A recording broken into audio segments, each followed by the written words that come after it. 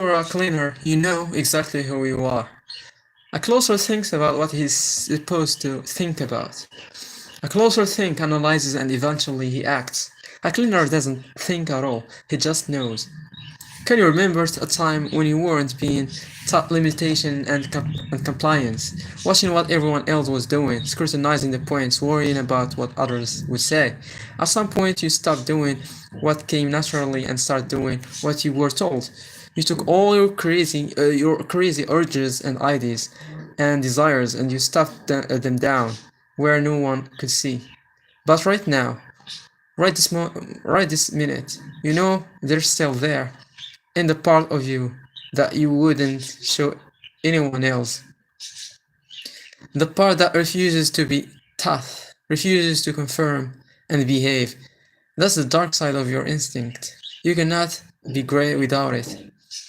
Picture a lion running wild. He stalks his prey, attacking and killing at will, and then goes in search of the next conquest. That's what his lion instincts tell him to do.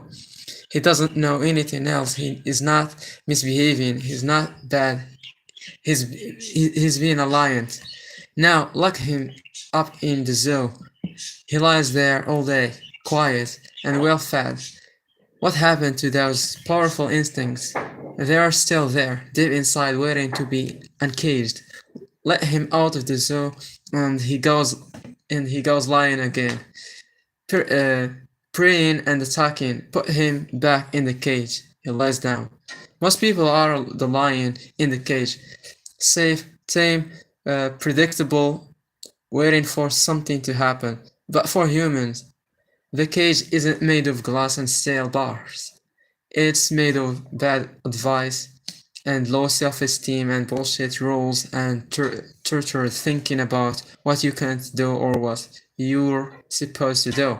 It's molded around you by a lifetime of overthinking and overanalyzing and worrying about what could go wrong.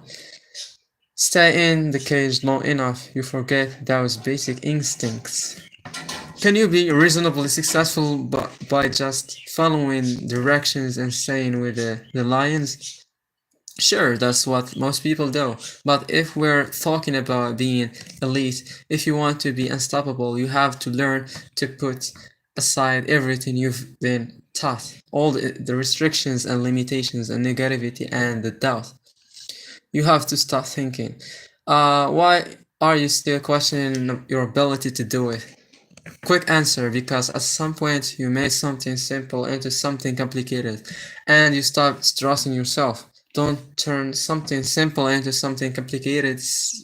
Trust yourself. There's a difference between training and taming. You can train people to reach higher and be better and go further than they would on their own. But taming means training them to be something else, something less. Everything you need is already inside you. No thinking, just the gut reaction that comes from being so ready, so prepared, so confident that there is nothing to think about. No thought, no hesitation, instant response based on experience and preparation. If you think, you die. When you just know, you can act. People talk about killer instincts as if it were a slogan on a t-shirt. A careless used to describe the first competitor TV commentators discussing it as if it is worse. So when can we expect to see that killer instinct? Oh, it usually kicks in around the first quarter. They have no clue. Most people who claim to have killer instinct rarely do, because when you have that kind of power, you don't talk about it, you don't think about it, you just use it. Some of the greatest athletes in my sport can't fight the need to overthink. They study all the film, watch the same replays over and over and over, break down every motion to analyze and prepare the right response to different situations. That's a response. Thus are closer, learning how to react to someone else's reaction, waiting for the right moment to respond. But what if that moment doesn't arrive? What if the opponent does the unexpected and goes in a different direction? Now the closer has lost his feel for the actual game. He's so completely determined to recognize something he saw on film, waiting for that specific situation, trying to remember all the right answers instead of playing his own game. He's playing the other guy's game, reacting instead of acting, overthinking, overanalyzing. That's how you lose the natural ability that made you great in the first place. It happens to coaches all the time. Some know all the X and O's, but they watch so much film that they have no personal perspective of what's actually happening on the floor. They can tell you every nuance of what they're seeing on the video, but when a real game gets out of hand, it's as if they're playing Xbox without a controller. No video to rely on, no instincts, no chance for success. When you become too focused on what's going on around you, you lose touch with what's going on deep inside you. Those are the guys who are perfect in practice but blow it when it accounts. They can't find the zone.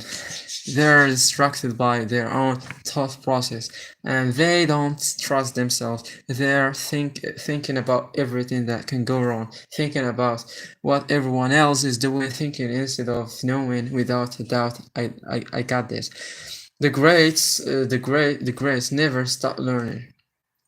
Instinct and talent without technique just makes you reckless. Like a teenager driving a powerful, high-performance vehicle. Instinct is raw clay that can be shaped into a masterpiece. If you develop skills that match your talent, that can only come from learning everything there is to know about what you do. But learning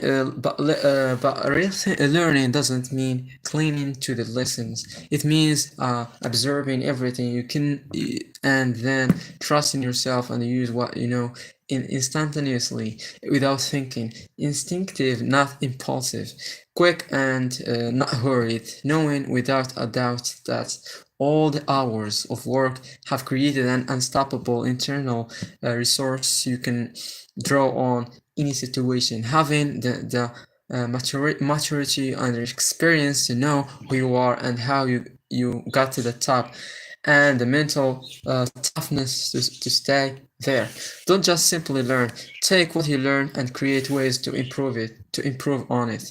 Maturity and experience and seasoned instinct are priceless compared to that of a kid with fresh legs and a thin sand head. Stop waiting to be taught something you already know. Diet and exercise box, for example. No one ever lost weight sitting on the couch with a book. Instinct is the opposite of science. Research tells you what others have learned. Instinct tells you what you have learned. Science studies other people. Instinct is all about you. You are willing to base your decisions and actions on research uh, done by and about people you don't know, whose best advice is to tell you to change. Who knows you better than you know yourself? Every right decision I've ever made has come from my gut, and every wrong decision I've ever made was a result of me not listening. In order to have what you really want, you must first be who you really are. Everyone can have a great idea. It's what you do with the thought that defines you. A closer thinks about what he wants. A cleaner feels it. A closer tells his heart what he wants the outcome to be. A cleaner's heart decides on its own. He never has to think about it. Total confidence in his gut. The difference is that millisecond of pause between thinking I can do this and not having to think anything at all. When you're great, you trust your instinct. When you're unstoppable, your instincts trust you. Instinct is what tells you how to finish the fight. When you're listening to a mess of external directions, you're going to end up little things trying a million little things without complete confidence that any of them will work. But when you're trusting yourself, you have the focus and efficiency to pinpoint the one big move that will do the job.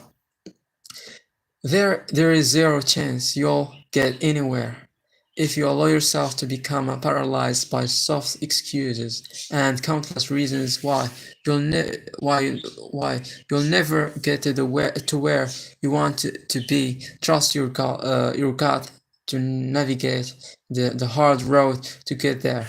Stop thinking, stop waiting. You already know what to do.